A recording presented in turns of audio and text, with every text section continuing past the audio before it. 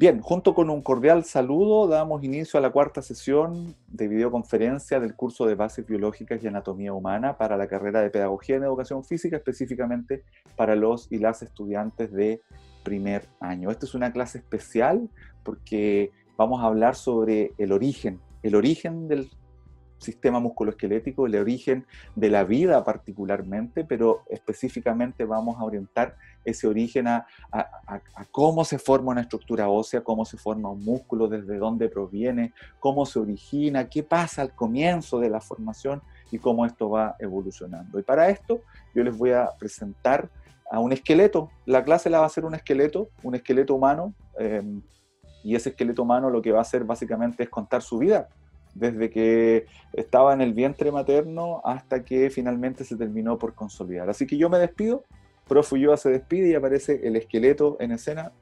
Bienvenido, adelante, por favor.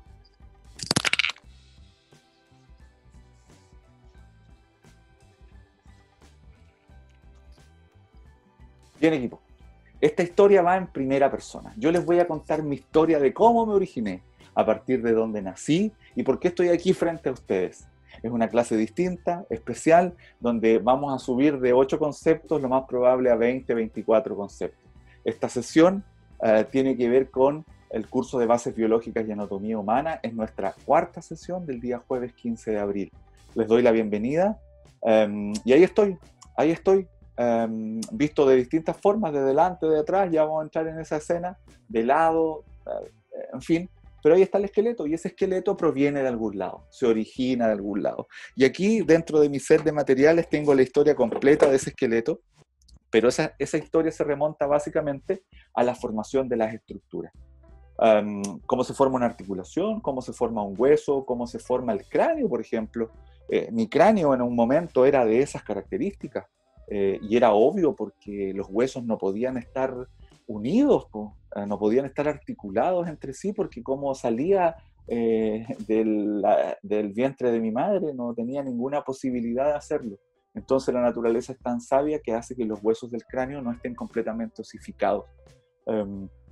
Eso es parte de la historia. Y también les voy a contar de cada una de estas estructuras, de cada uno de estos huesos propiamente tal, que tienen una forma particular, que tienen una función particular, que tienen un tamaño particular y que tienen una estructura que es tremendamente diversa.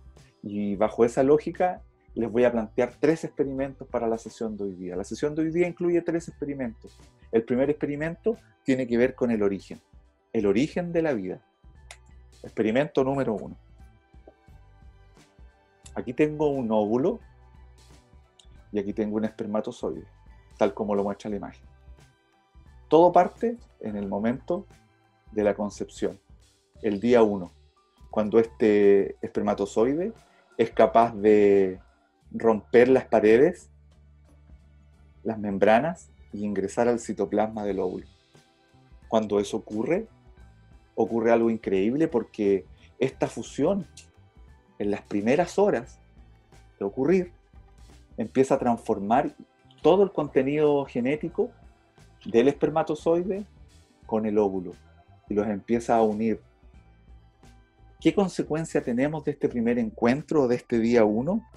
La transformación de esta estructura en la primera célula. Aquí la tengo. Se forma la primera célula. Todavía no hay rastros de músculos, de tendones ni de huesos.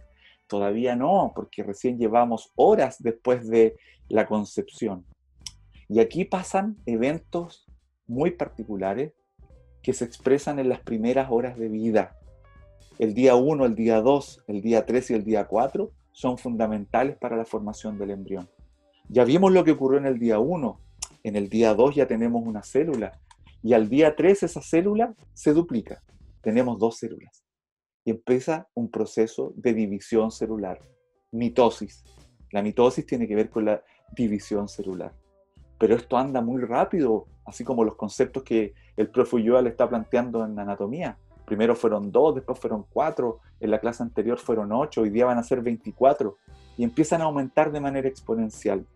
Y ocurre un fenómeno maravilloso, que tiene forma de mora, que ocurre en el tercer día. Hasta cambian de color. Miren lo que ocurre. Se forman muchas células. Ya no tenemos 2 células. tuvimos 4, 8, 16, 32 células, y todo esto queda transformado en una mórula. Por lo tanto, lo que primero teníamos, que era un cigoto, se transformó en 2 células, 4 células, 8 células, se transformó en una mórula, y posteriormente esta mórula se transformó en algo tremendamente importante llamado blastocito. El blastocito lo tenemos en el día 4 a 5, y ahí definitivamente empieza la consolidación del embrión. Es decir, los primeros 4 días son fundamentales, porque van ocurriendo una serie de eventos que se van transmitiendo genéticamente, que se van duplicando genéticamente, y que finalmente encontramos una estructura llamada blastocito. O sea, de la unión del óvulo con el espermatozoide en el primer día, ya en el día 4 tenemos, al día 5, el primer esbozo de lo que es el embrión. Eso fue lo que me ocurrió en mis primeras horas de vida. Toda la historia que yo les planteé está resumida en las primeras imágenes.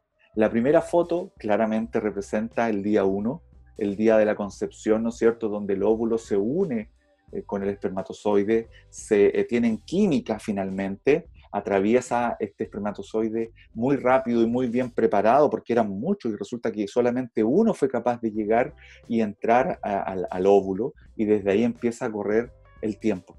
Se empiezan a activar relojes biológicos y una serie de reacciones enzimáticas, moleculares, genéticas, que terminan transformando en los primeros días con esta estructura. De ahí para adelante, obviamente, empiezan a pasar cosas que quedan claramente graficadas en esa imagen. A modo de resumen, en esta primera parte, lo que yo les planteaba inicialmente tiene que ver con el día 1. Bueno, todo parte con la ovulación y un óvulo que está preparado y apto para poder fertilizar. Ese es el concepto, el día de la unión. Y miren cómo esta imagen grafica muy bien cómo va avanzando ese cigoto posteriormente, y cómo ese cigoto se va transformando en 2, en 4, en 8, en 32 células, en 150 células en el día 5, y ya lo conocemos como blastocito, para después llegar a un lugar específico donde se genera la implantación. O sea, la implantación está en el día 7 y recién llevamos una semana. Ya vamos a plantear algunas preguntas que yo también me hago como esqueleto. ¿Cuántas parejas que se embarazan finalmente saben que están embarazadas en los primeros 7 días, cuando ya ocurrieron todos estos fenómenos? ¿Cuántas parejas saben que están embarazadas en las primeras 3 semanas? Lo que vamos a hacer hoy día en el primer experimento es plantear lo que ocurre en las primeras 3 semanas, 21 días. Porque ¿qué ocurre después de que llegamos a este escenario y pasamos por todas estas divisiones celulares que se plantean muy bien? Material genético compartido, óvulo con espermatozoide, formamos el cigoto, y posteriormente empieza una división prácticamente exponencial, 2, 4, 8, 16, 150 en los primeros 5 días. ¿Sí? ¿Qué ocurre después? Del día 7 al día 12 ya está todo consolidado. ¿Y qué ocurre? Todo este material se dispone de una manera increíble y empiezan a ocurrir una serie de reacciones. ¿Qué materiales necesitamos para estas reacciones? Primero, algunos gatillantes de procesos transformadores, estructuras que gatillen ciertas reacciones, que sean capaces de fusionar ciertas estructuras. Por lo tanto, esta tela que estoy recortando tiene una influencia sumamente importante en lo que viene, que es la consolidación y la formación del embrión. Por lo tanto, esto podría ser homologable a una serie de enzimas, reacciones, porque ahora viene día 7 al día 21, día 28, la formación del sistema nervioso central. Miren qué importante, en las primeras 3 semanas ya se está formando el sistema nervioso central. Y todo parte de esta manera, con lo que se denomina placa neural. Es una lámina unidimensional que tiene todas las estructuras que van a ser sumamente importantes para la formación del tubo neural.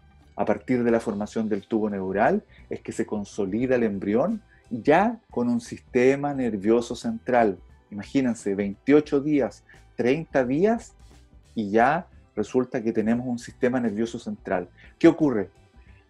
Esta placa neural que era plana y homologable a una hoja como esta, ¿no es cierto? O como una tela como esta, empieza por una serie de reacciones, aquí las tengo expresadas en esta tela, empieza a enrollarse desde el centro y se empieza lentamente a transformar en un tubo. Estos adhesivos, estas reacciones permiten que se vayan generando estos acoples y que se vaya generando y consolidando este tubo neural. Por lo tanto, entre el día 15 y el día 21, la placa, ¿no es cierto?, que era plana, se empieza a transformar en un tubo neural. Y este tubo neural es fundamental para la formación del sistema nervioso central. Aunque ustedes no lo crean, pero en el día 21 a 28, lo que se ha formado es un tubo neural que tiene varias características. El primero, que tiene un neuroporo anterior, que es el que les estoy mostrando acá. El neuroporo anterior es la abertura o apertura que está por anterior y que finalmente va a dar origen, escuchen bien, a lo que están viendo en la imagen, al encéfalo. El encéfalo, me refiero al cerebro, cerebelo, bulbo raquídeo, tronco encefálico, finalmente se terminan formando desde el neuroporo anterior. Es decir, finalmente la cabeza de este nuevo ser se forma a partir del neuroporo anterior. ¿Qué ocurre en el neuroporo posterior? Desde el neuroporo posterior empieza a ocurrir la formación de la médula espinal y posteriormente de las extremidades inferiores. Por lo tanto, día 28, ya llevamos un mes, 4 semanas, y ya tenemos formado el embrión y el sistema nervioso central. Por lo tanto, aquí como esqueleto y como estructura musculoesquelética le hago la pregunta a todos los padres y madres, a todas las parejas, a todos los hombres y mujeres que decidieron tener un ser en su familia, tener un hijo, una hija. ¿Qué han hecho? ¿Qué han hecho para que este tubo se forme de la manera adecuada? ¿Alguna vez pensaron en la suministración de ácido fólico, por ejemplo, en la mujer? Porque el ácido fólico es muy importante en la formación de este tubo. Y ojo, el pan que ustedes consumen día a día, la harina que ustedes consumen día a día, tiene incluida ácido fólico. O sea, cuando ustedes comen pan, si es hombre o mujer, van a estar consumiendo ácido fólico, lo cual es bastante cuestionado también, sobre todo el consumo de ácido fólico en los hombres, que podría tener algunas consecuencias que se están estudiando hoy en día. Pero ¿qué pasa en la mujer? Cuando la mujer tiene los niveles óptimos de ácido fólico, el tubo neural se forma así, perfecto. En el día 21 lo tenemos consolidado, completamente formado el neuroporo anterior, completamente formado el neuroporo posterior. Aquí viene el primer evento importante que nos va a llevar a discutir y conversar cuando yo termine este primer experimento. ¿Qué pasa cuando no se forma el neuroporo anterior? ¿Qué pasa si hay una falla, un defecto, un déficit del ácido fólico? Y pasa esto, miren, observen bien lo que voy a hacer. Voy a desprender este adhesivo porque este adhesivo no me funcionó. Y finalmente lo que ocurrió fue que el neuroporo anterior no se formó. Y el tubo queda de esta manera. ¿Se dan cuenta? Formado por posterior, pero por anterior no está formado. ¿Qué ocurre cuando pasa esto?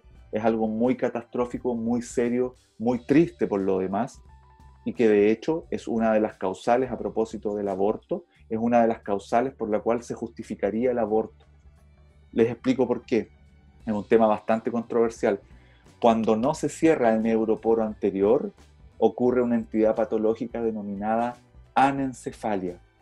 El prefijo A significa sin encéfalo. ¿Qué quiere decir? Que por algunas incorrecciones y algunos fallos en la formación del tubo neural, sobre todo en el neuroporo anterior, no se formó el encéfalo. Por lo tanto, todo el resto se sigue formando, el corazón sigue latiendo, pero lamentablemente este embrión, posteriormente este feto y posteriormente este recién nacido, va a tener inviabilidad de vida, no va a poder vivir con no formándose la cabeza ni el encéfalo, es imposible. Por lo tanto, esa mujer podría tener en su vientre durante los 9 meses de embarazo y dar a luz a este bebé que lamentablemente no va a ser incompatible con la vida. Y esa es una de las causales, cuando ocurre un desperfecto en el cierre del neuroporo anterior. Ahora, La anencefalia la vamos a estudiar, les voy a enviar material respecto a la anencefalia y cuáles son los procesos que la provocan. Pero básicamente se podría entender que hay un déficit, un desperfecto en el cierre del tubo neural, quizás porque no había el ácido fólico suficiente. Pensemos que el neuroporo anterior se formó de la manera correcta, ¿no es cierto? Vuelvo a colocar el adhesivo y ahora nos vamos al neuroporo posterior. ¿Qué pasa cuando el neuroporo posterior no se conecta y no se cierra de manera perfecta? Ocurre esto. ¿Qué teníamos por posterior? La formación de la médula espinal.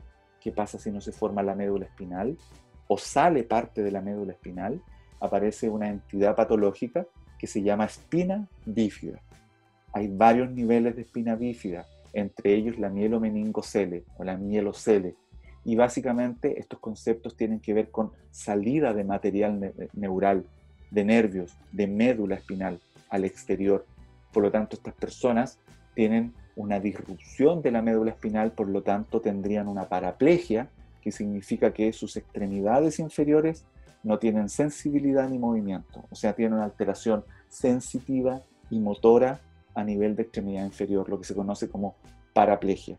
Estas personas tienen un nivel de discapacidad porque no pueden hacer una marcha normal, no pueden correr y se tienen que desplazar o con bastones o simplemente en una silla de ruedas. Pero son personas que desde el punto de vista cognitivo no tienen ningún inconveniente. Ningún inconveniente. Y eso sí es compatible con la vida. ¿Se dan cuenta la gran diferencia entre una anencefalia y una espina bífida? Respecto al hueso y a la formación del hueso y a las distintas formas y de distintas estructuras del hueso, lo vamos a ver en el experimento número 2 y en el experimento número 3. A partir de ahora, equipo, y antes de pasar al experimento número 2, voy a cortar la transmisión porque tenemos mucho que conversar.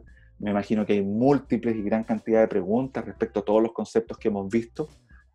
Así que este es el espacio de conversación, de diálogo, de discusión, para poder entender y comprender de buena manera todos estos conceptos. Así que nos vemos en el experimento número 2.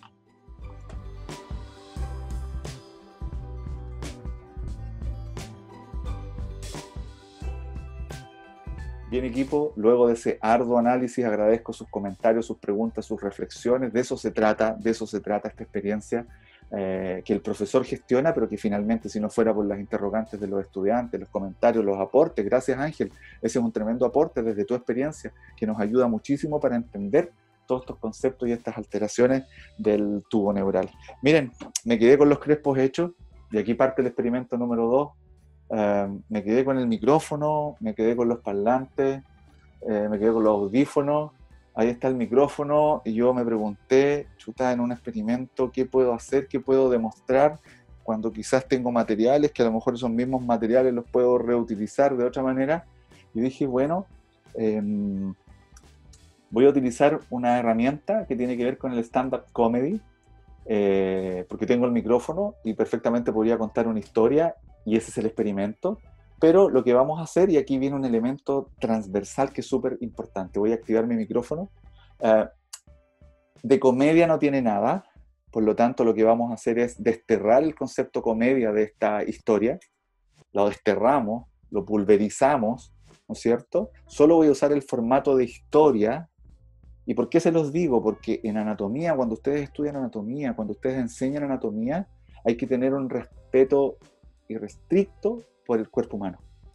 O sea, jamás un profesor o profesora de educación física se va a burlar por características físicas de un estudiante. ¿Por qué se los digo? Porque eso ocurre. Por lo tanto, o de un colega, o de personas de su entorno.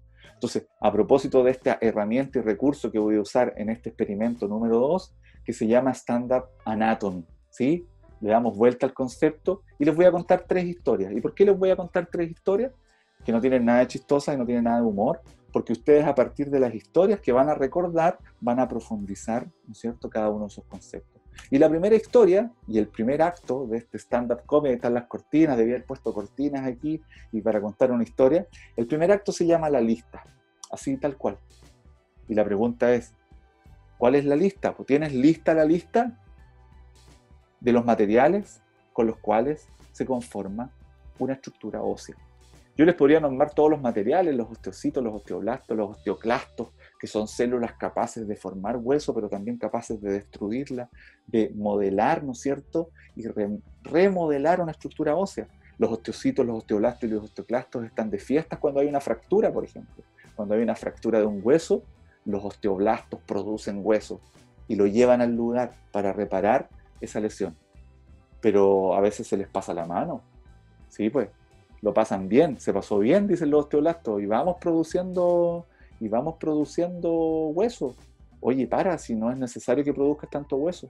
La naturaleza es tan sabia que puso a los osteoclastos, y los osteoclastos lo que hacen, ir como un Pac-Man a comer todo el exceso de hueso. Pero yo les voy a hacer la tarea más fácil. Y la lista no se las voy a entregar con los nombres científicos. No les voy a hablar de matriz extracelular todavía, de sustancia fundamental amorfa. No les voy a hablar de colágeno, elastina, proteoglicanos, glucoproteínas, osteoblastos, osteoclastos y osteocitos. Porque son nombres que a lo mejor no van a ser muy familiares. ¿Qué es lo que voy a hacer? Voy a hacer la analogía con una mezcla de cemento. Esos dos maestros saben mucho de construcción. Lo primero que hicieron fue colocar un nylon muy grande debajo de esa mezcla. Porque si no colocaban ese nylon, lo que ocurría es que toda el agua se iba a filtrar y todo el material cementante, adhesivo, agua, arena, ripio, finalmente lo que ocurría era que se iba a filtrar. Entonces iban a seguir haciendo la mezcla y dice, oye, ¿qué pasa con el agua? Porque el cemento no está cuajando, le falta agua. No, es que el agua se la absorbe la tierra. Entonces, detrás del joven de rojo hay una bolsa de cemento, y en el envase rojo que se ve en el fondo hay una sustancia cementante. Por lo tanto, ¿qué es lo primero? El primer material, ojo, que después hacemos la analogía con el tejido óseo. El primer material es una bolsa de nylon, muy grande. Es un nylon negro, grande, ¿no es cierto?, que es impenetrable, por lo tanto va a dejar toda la sustancia ahí mantenida en ese lugar y va a evitar que se filtre el agua y el cemento.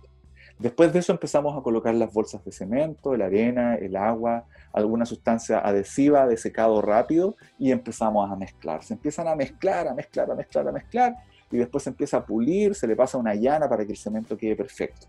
O sea, tenemos la lista: bolsa de nylon, cemento, ripio, arena, sustancia adhesiva, agua. Mezclar durante 20 minutos y tiene listo el hueso. Primer acto, la lista. Segundo acto, hueso, mi querido hueso, necesarios problemas de identidad. Esta historia tiene que ver con esa foto. O sea, tenemos una estructura ósea y resulta que yo veo que el hueso tiene distintas formas de hueso. Veo un hueso con características más esponjosas, como si fuera una esponja que está en el interior, y por fuera, por la periferia, encuentro una sustancia de características más compactas. ¿Será que el hueso tiene algún problema de identidad? ¿O será que necesita de distintos tipos de hueso, el mismo hueso, que aparece trabalengua, para poder subsistir? Porque a lo mejor en la parte que parece esponja, que se conoce como tejido esponjoso, me sirve para amortiguar ciertas cargas. Y a lo mejor lo ubicaremos en zonas donde yo necesito amortiguar muchas cargas. Y quizás la parte exterior, donde necesitamos protección y rigidez, es entregada por el tejido compacto. Hueso, mi querido hueso, necesarios problemas de identidad. Ojo con eso. Y el tercer acto, la pregunta es, con un jueguito de palabras, que es importante para la gramática, para la buena ortografía. La pregunta es, ¿tubo? A propósito de la formación del tubo neural. Stand-up Anatomy en su última historia. La historia es de esto. Entonces, la pregunta, ya dejó de ser embrión y comenzó a ser un feto. ¿Tuvo? Efectivamente lo tuvo, porque el tubo es súper necesario. Y con los desperfectos por anterior y posterior pueden atentar contra la vida de la persona. 3 historias que me gustaría que las recuerden, por eso se las grafiqué de esta manera, con el primer stand-up Anatomy en Pedagogía en Educación Física. 3 historias, 3 actos, repaso. El primero, la lista. Ojo, la lista se conecta con el experimento 3. Segundo acto, hueso, mi querido hueso, necesarios problemas de identidad, hueso compacto, hueso esponjoso, en distintas ubicaciones, con distintas funciones, pero siempre los van a encontrar juntos, siempre.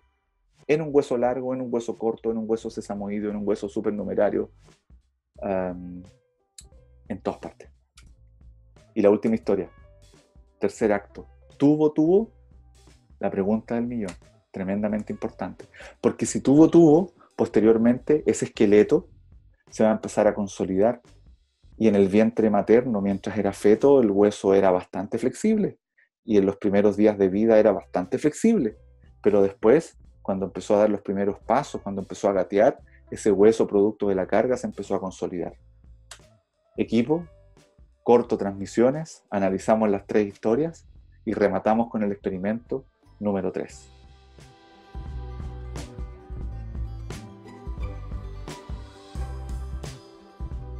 Materiales y vamos a empezar a construir en este recipiente con esos materiales que están ahí. Lo primero que vamos a meter aquí a este componente que de alguna forma representa, ojo, ¿se acuerdan la bolsa de nylon? La bolsa de nylon de la mezcla de cemento, aquí está.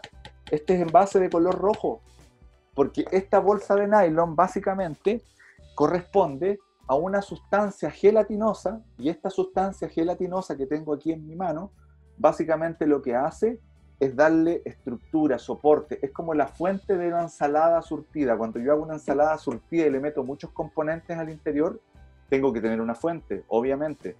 Los maestros que estaban ahí en la foto haciendo esa mezcla de cemento tenían que tener un nylon, porque si no todos los ingredientes se le filtraban. Por lo tanto, lo primero que voy a echar acá corresponden a la sustancia gelatinosa y la matriz ósea. Así se llama. Entonces, echo aquí los componentes. Ahí, perfecto. Todo es reciclado. Ojo, todo esto es reciclado, recuperado y cocinado por mis propias manos. Aquí está, primera, sustancia gelatinosa. Vamos con el siguiente componente. El siguiente componente tiene que ver con un componente que obviamente lo necesitamos porque necesitamos entregar vida. Y ahí los vasos sanguíneos son fundamentales. Necesitamos vasos sanguíneos. Estos vasos sanguíneos lo que hacen es nutrir con sangre, oxígeno y nutrientes al hueso. Por lo tanto, el hueso necesita vasos sanguíneos. Vamos a meter unos vasos sanguíneos ahí que son muy necesarios para esta mezcla que estamos haciendo. Recuerden que de esta fuente, al final de la clase, va a salir una estructura ósea, aunque ustedes no lo crean. Otro componente que es fundamental tiene que ver con la capacidad que tiene el hueso de soportar carga. Y ahí el hueso nos da lecciones. Primero, porque tiene colágeno y tiene otras proteínas que finalmente terminan transformando el hueso en una estructura rígida, pero que también es flexible. Entonces el hueso y el esqueleto en general tiene estos elementos. Le metemos un porcentaje de colágeno. Recuerden que de todos los componentes que yo estoy introduciendo a esta mezcla, corresponden al 30% solamente de la estructura ósea. Y vamos con lo más importante, porque hasta aquí podría ser cualquier tipo de tejido. Incluso uno podría pensar que podría ser una estructura muscular, por ejemplo, un cartílago, perfectamente podría ser un cartílago, pero no. ¿Por qué es hueso? Porque presenta en su interior células específicas del hueso. Presenta, por ejemplo, los osteoblastos y los osteoclastos, que son células que solamente tiene el hueso. El músculo tendrá los miocitos y los mioblastos, miocito, mioblasto, células musculares. El hueso tiene células específicas del hueso, osteoblastos y osteoclastos, que son huesos que son células que forman hueso y que también van moldeando y remodelando el hueso. Ya tenemos el 30%. La mezcla está pero perfecta. Le voy a introducir un poco de agua con este jarro, ¿no es cierto? Una cantidad pequeña, porque obviamente el hueso no necesita tanta agua como por ejemplo un músculo. Mezclamos muy bien y ahora en estos momentos colocamos el material inorgánico. Y ese corresponde al 70% de la mezcla. 70% es material inorgánico. Y ahora en este momento tengo que introducir abundante material inorgánico para poder configurar la estructura ósea. Estimado equipo, después de mezclar, de meter agua, matriz extracelular y todos los elementos, colágeno, vasos sanguíneos, sustancia gelatinosa, matriz ósea, que es el soporte, hago una mezcla y aplauso espontáneo porque miren lo que sale, una estructura ósea perfecta, una pelvis con fémur derecho, izquierdo, miren acá se está formando una estructura que corresponde a la pierna y al pie, ¿no es cierto? Como le eché poco material, no se alcanzó a hacer el tórax ni el cráneo, me alcanzó solamente, por un tema de presupuesto, fabricar la pelvis, ambos fémur y tibia, peroneo, fíbula y todo lo que corresponde al pie. Equipo, con esto hemos llegado al final del experimento 3, un experimento exitoso que partió, miren, al comienzo de la clase con este fenómeno de fusión, ¿no es cierto?, de transformación en solo una célula para que al poco tiempo pasara a 2 células, al tercer y cuarto día ya teníamos esta forma de mora, una mórula, ¿no es cierto?, para finalmente en el día 4 o 5 terminar con el blastocito, que posteriormente, no más allá de 3 semanas, se iba a transformar en este tubo neural, ¿no es cierto?, diferenciándose 3 tipos de tejido, endo, ecto y meso, y desde el mesodermo empezaba a ocurrir todos estos fenómenos que terminaban con la conformación del esqueleto. 3 historias, 3 experimentos que van a ser fundamentales para que ustedes logren comprender las bases fisiológicas y biológicas de la formación de estructuras tan importantes como las del aparato locomotor y particularmente el sistema musculoesquelético que